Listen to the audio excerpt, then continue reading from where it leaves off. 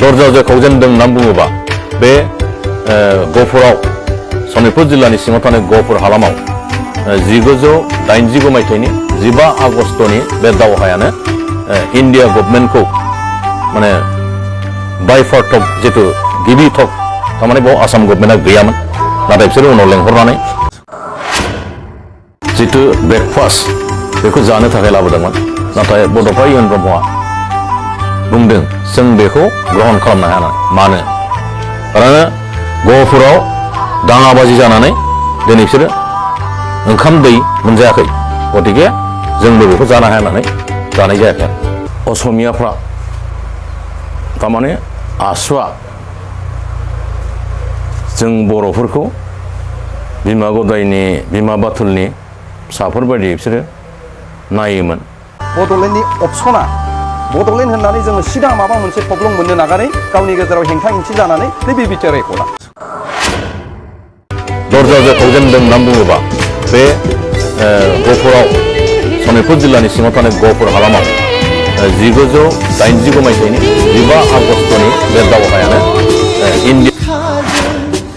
भारत सरकारनि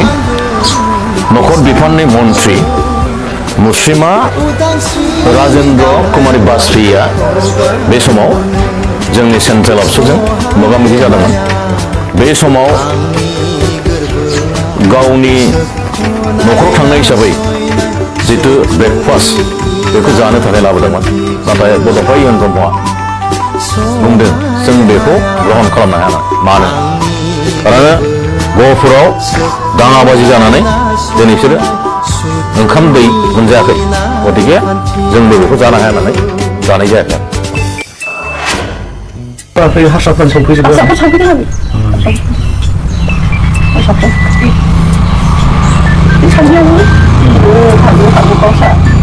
हाजोआव खाजोब्बाय नालाय बे समाव सौयो नालेंखर फिथाइफ्रा खालियाखै दाउ मोसौ बायदिखौ लांबाय एकस' साथिथामोन आबै मोसौआ लांजोबदों मोसौखौ होना दोनोथो 12 हाल खालायथारोमोन नालाय न'आवबो 12 हाल खालायोमोन 12 हाल दाहोनाफ्रा 6 जन 8 जन साब्रै संकसनिफ्राय 5-2 बियो जानानै थांदों जोंनि सनितपुर आरो दरं बे समाव दरंमोन बे दरं सिमासिम जानानै थांदों जोंनिया जोङो जेसेबां जों दरजाजों कौजेन हैदोंमोनब्लाबो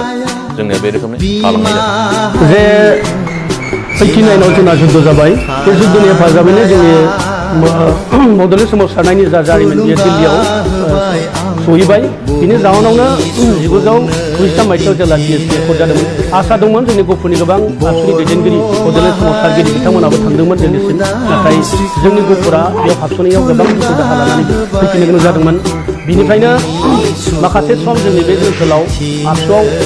ओंखारनाया एसे खमायलांदोंमन उनाव जेला बिएसपि एकर्डखौ केन्सेल खालामनानै बड'लेण्ड सोमावसारनाया फिन जुरिफिनो बेयाव आरो फुरायै गोसो होनानै जोंनि बे जायगानिफ्रायबो बाहागो लादोंमोन बुंनो थाङोब्ला नैबेखौ रायखांनांगोन जे बिनि उनाव बिएलटिनि आन्दलन फैबाय हाथियार लानानै एनडिएफबिनि आन्दलन फैबाय बे मोनफ्रोमबो आन्दलनाव जोंनि गहपुरनिफ्राय फासयनानै थायाखै गासिबो आन्दलनाव जोंफोर बाहागो लाफिनदों 2002 मायथाइयावनो अल इन्डिया लेभेलाव फरेस्ट डिलार एक्टआ मोनसे आयेन दानाय जादोंमोन जोंबो बिनि दारैनो मोननांगौमोन जोंबो बिश्वनाथ आरो सनितपुर जिल्लानि बर' सुबुंफोराबो नाथाय आं बेखौसो बुंनो सानगोन जे एक्सुवेलि जोंनि बे सा ओनसोलाव गासैबो बर' गोजाखाय जोंनि बर' समाजनि सायाव जेरै जोङो असमिया समाज होनना बुङो हारसा समाज बिसोरो जोंनि सायाव मोजाङै नोजोर होआखै भारतनि नागरिक हिसाबै जोंहा जितु राइट थायो अधिकार थायो जोंहा जितु राइट्स थायो इक'नमिकेल पलिटिकेल ससियेल जितु राइट्स थायो बेनिफ्राय जों गोबां बोसोर कनसिड जानानै दं होननानै जों बुङो जोङो 30 बोसोरनिबो बारा बे ओनसोलाव एमएलए भट आरो एमपि भटखौल' होनो मोननानै जों पन्सायति भटखौ जों होनो मोनाखै थारमाने डेभेलपमेन्टनि जि बिखय बुस्थु अधिकार फाइभ बेखिनिखौनो जों एचिभ खालामनो मोनाखै जोंनि सायाव माहारियारि नासयनाय निन्दा खालामनाय आरो जोंखौ गाथे खालामनानै जोंनि मोनथायनिफ्राय बन्चित खालामनाय गोबां आखला जोंनि नैबे सथिया समष्टि सिङाव थानाय एबा न'दुवार ओनसोलाव जाबोबाय थादों जों फारफ्रोमनिफ्रायबो उसुबिदा जेरैहाय जोंनियाव इडुकेसन इन्स्टिटिउसन होननानै बुङोब्ला खाथियाव जों मोना लामा सामा जों खाथियाव मोजाङै मोना आरो कारेन्ट सारेन्टनिफ्राय लानानै जोंनि दै बेबस्था गासैखौ जों नांगौ रोखोम मोनबोखायाखै जिहेतु जों पन्सायतनिफ्राय बन्चित जोंनि गहपुरनि सनितपुर जिल्लानि रायजो राजाफ्रा जेसेबां नाजानायावबो एसेबां माने बोलो होफानायावबो जिहेतु बे सांबिधानिक जाबाय हिसाबै जोंनिया बे थालांबावलायबाय जे बिनि उनाव बिएलपिनि आन्दलन फैबाय हाथियार लानानै एनडिपिनि आन्दलन फैबाय बे मोनफ्रोमबो आन्दलनाव जोंनि गुफुरनिफ्राय फासयना थायाखै गासिबो आन्दलनाव गुफुरै बाहागो लाफिनदों नाथाय फैयै फैयै नैथि जेला बिटिसि एकर्ड जायो 2003 मायथाइयाव बेयावबो फिन जोंनिया थालांबावनायाव बांसिन गोसोआ दुखु मोनना थादोंमोन गहपुराव जोङो खेबनै दाङाबाजि जानानैबो जोङो बे रायजोआव हाबनो मोनाखैमोन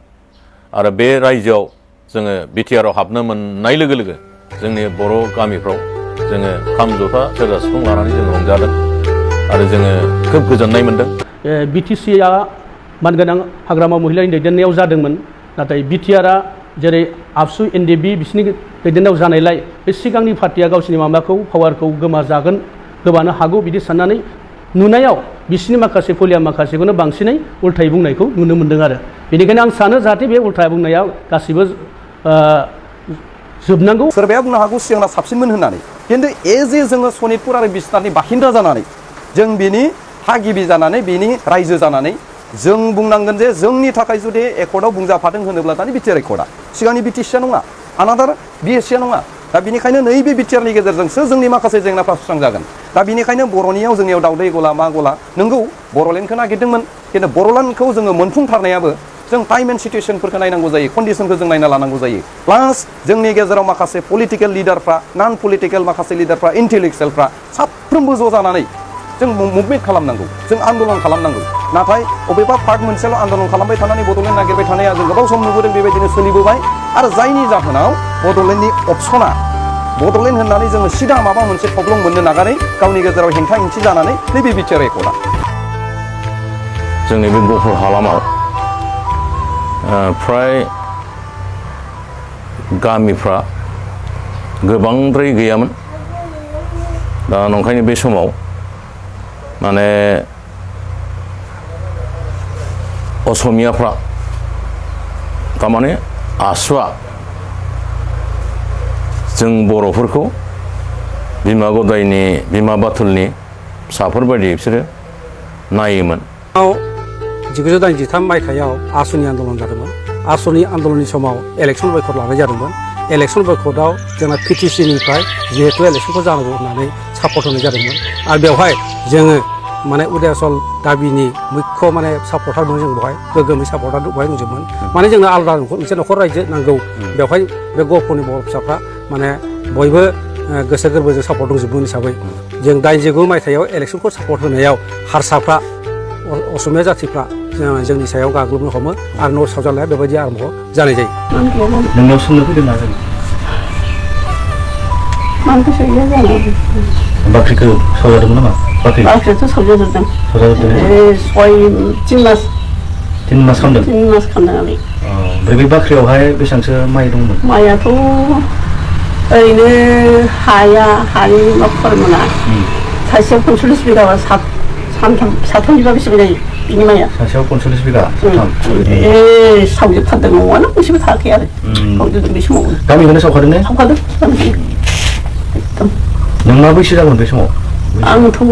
सिख्ला सासेमोन एसे गथ' साथाम साब्रैयानो जाबायमोन 25 बे रनसाय बिमाया बेसेबां गिदिरमोन बेयो एसे देरबायमोन क्लास 7सिम मोनबायमोन खोमा बेयो खननै जादों सावनाया होदों बे सावग्राफोरा फैयो हारसाफ्रानो सावफैजोबो हारसाफ्रा सावफैदों आरो हारसाफ्रा सावनायावबो हागौ गावसा जोंहाथ' हाजोआव खारजोब्बाय नालाय बे समाव सावनायाव नारेंखल फिथाइफ्रा मोजां थायलांदों लांदों खालियाखै दाउ मोसौ बायदिसिनाखौ लांबाय 160थामोन आबै मोसौआ 160थामोन लांजोबदों मोसौखौ होना दोनोथो 12 हाल खालायथारोमोन नालाय न'आवबो 12 हाल खालायोमोन 12 हालखा दाहोना खैजोन लायो दाहोनाफ्रा 6 जन 7 जन रुवाथियाबो 3 4